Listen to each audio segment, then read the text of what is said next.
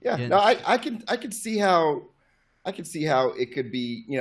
Like most RPGs, you're gonna have those niche ones that appeal to this set of people and not that set of people. mm, I mean, there, believe it or not, there are people who can't get into Lunar games. so that's where it comes in. I had an itch still, and I was like, it's like I'm feeling Lunar. I don't know why. I was feeling it again, but I decided to go with a different game that I forgot they have made. And I remember I had never beaten this game. I beat the sequel a long time ago on the Dreamcast, and I loved the sequel. But I wanted to play the first one because when I read comments about this game, there's a lot of splits. It's funny because someone in one reviewer said that this game is better than Final Fantasy VII at the time. Someone said that as a Oh, quote. that's a big claim. That's a big claim at that time. I think it was GamePro or something like that. You can go to Wikipedia and look at it. And then some people are saying this is one of the best journey games of RPG that you will ever play in that era. So, and so far I'm enjoying it. It's Grandia, the first game. I did see you on Steam playing the remaster. Yeah, yeah. Because I never played it, and I love the sequel. I love the sequel, and I love that battle system. But I never knew. Like, I wanted to see what was the quality of life of the battle system from the first one to the second one. What was that thing? And so I started playing it, and I really got into it. People probably would say play this game nowadays and say it has a slow start, and that's fine. But they really cleaned some stuff up. I really like that mixture of like your 2D sprites kind of artwork with the 3D kind of world and everything. Yes, there's some Yeah, blocky stuff, but they cleaned it up so well that it's really nice because of the art direction and everything like that. And I think this is where you get the classic story of this boy that get that his father is an adventurer. He wants to be an adventurer, and he's yeah, been giving a spirit stone that's supposed to be something magical. And he finds out the spirit stone uh, is more to the story than it seems. So he's trying to go to the journey across the land or the new continent to go to other ruins to get clues to find out what this big story is about what's going on in the world. And then of course he's accompanied by some people on his the way there. childhood friend, and Yeah, and then he meets another girl that's also an adventurer where I'm at right now. But I think A Grandia is so far a great game. I think what I like about it is this is fewer games does this where you don't focus on the level up stats particularly. Now what that means is most of the time in old school RPG games, when games level up, you want to level up because you want to know what the next special move, the next perk you're gonna get, right? yeah, Like yeah, progression. That sense of yeah, progression. that this game that is in there, but it's not relying on that. That's more of extra. What they rely you on, if you have played Grandia or Grandia 2, you'll definitely know what I'm talking about here, is that they make you focus on your leveling up your magic and your weapons, and that means using them more, right? So the more you use your axe, the stronger it gets. You unlock new powers, new moves with that weapon, right? If you end up for instance, my main character, he's best with axe, sword, and a mace. So if I level up a +5 axe and a +5 sword, then I can unlock a super move. And they'll give you a list. They're like, hey, at this level, you'll unlock this super move with this particular weapon. So it has that drive to make you push to try different weapons so you can get those combinations. And the same thing with magic. Because if you know Grandia really likes combining magic together. Yeah, So, that's always fun. yeah. So you're not focusing on leveling up to hope you get a new power. It's more like what kind of class do you want to make your character, right? Like, do you want your character to focus on axe only and only focus on maybe just water magic and fire magic? Eventually you're gonna have them learn everything, but what do you want them to start out as? So, my main character is focused on earth and fire because together they can make explosion if I level them up high enough. Her little the little friend that's the girl, I focus on water and wind, so she can do blizzard and heal and all that stuff, and so you want to find your motivation of okay, this is what I want to focus on, this is what I want to do with them.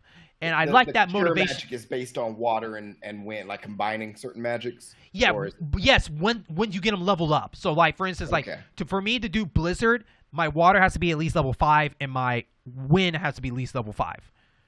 And yeah, and the cool part about it is like you get to pick what you want based on like items you find. So you find these things called mana eggs, and you'll go to a shop and you can buy magic or buy that element.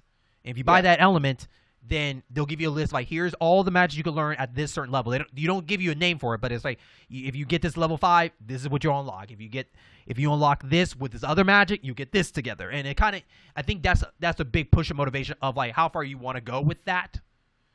And then you're totally not really paying attention to how much you level up personally. Like it's funny because like I'm level 9, but I don't care I'm level 9. What I care about is where's my magic not feel like a grind. Yeah. Because that's the thing with a lot of RPGs or JRPGs especially. Things can feel grindy, so they got to figure out a good gimmick that keeps you wanting more. Absolutely, and I think that's what it did a good job. It feels like they definitely took some elements from Lunar, and then just went a different direction with that.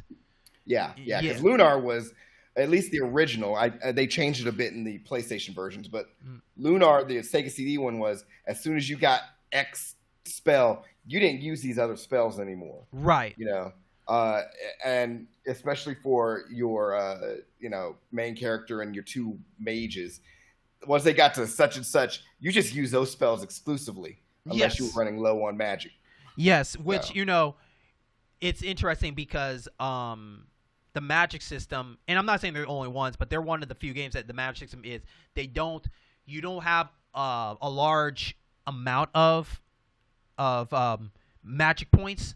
You only have a certain amount of slots with magic points. So for instance, like they'll say, hey, you have 10. You can use any magic you want, but you only get 10 of those. So use those 10 wisely until you find a save point and refill them up. So like I can do 10 of the biggest powerful attacks in the game if I wanted to. Exactly. Maybe some take 2 points away, but that's beside the point. But they're more of specialty points more than like, hey, this takes 50 out of your 900 MP. It's kind of different in that way. Well, I'm using this ultimate attack. That's 150 magic points. You only have 400 left. Which it all equals out the same if you look at it, but just the way Grandia does, I like that because it shows more like, okay, it kind of keeps everything more simple, I guess. Spell point. Think of them like magic bullets. I only have this many magic bullets. Right. Absolutely. That's a perfect example of that. Yeah. So, I'm really enjoying that. The battle system, of course, if anybody never heard of the battle system, it's all about timing. There's a grid, and it feels like there's a race. Whoever gets to this line first, based on your logo, that's who goes first. Yeah, but your teammates can slow down. Or, everybody can slow each other down when they get hit.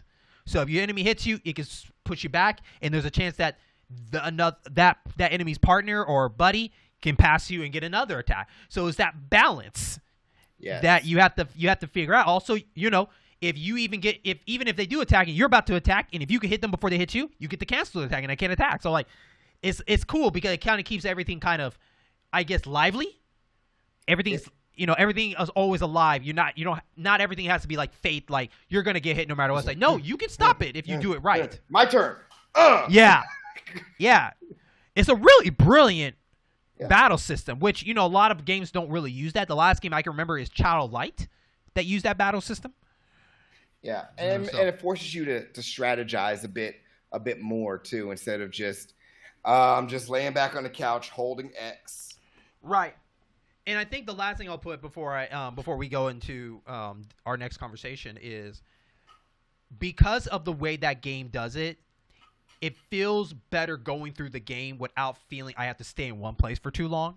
So it kind of feels like, I'm about to go fight this boss. Like, he's too strong. I'm going to have to sit here and level up a couple times. No, because of your magic and the way you level up your weapon, that's where it comes down to if you can defeat this boss quicker or worse, depending on that. So, like, someone saying, this guy's level 15, I'm level 9. It's possible. I could probably beat him if my weapons and my magic's good enough. It's all about just working on the timing and working the strategy, how I deal with that. So I like that. I like that give and take. Yeah. I prefer it when a lot of. I like RPGs in general, but when they make every fight feel winnable, or even the toughest fights feel winnable, but you still got to work at it. I like that. I mean, it's one of the reasons we were talking about before the recording. Baldur's Gate 3, Hmm.